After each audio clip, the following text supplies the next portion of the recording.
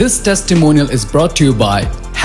#Score, Marketing Division, Sufi Guidance Channel. शास्त्र में link वाली बाजी हूँ और मेरी टेस्टिमनी ये है कि मैं वजीफा तो कर रही हूँ कि अल्लाह ताला मुझ पे औलाद का करम कर दे कि औलाद हो जाए, लेकिन मुझे जॉब की ऑफर्स आना शुरू हो गई, ऑनलाइन जॉब्स की, जो कि मैंने एक्सपेक्टेड भी नहीं किया था।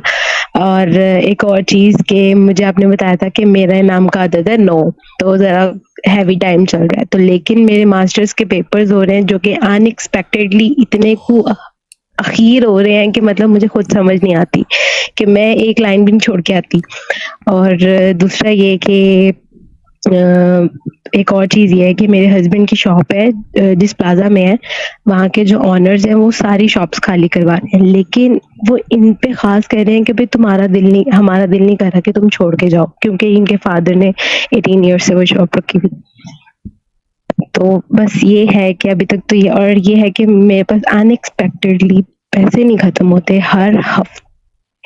हर हफ्ते कहीं ना कहीं से। अब मेरे पहले हस्बैंड मुझे थोड़ा सा कम करते थे, जरा झिझक के देते थे, अब उनसे मैं जब मांगू वो दे देते हैं, और मेरे पर्स में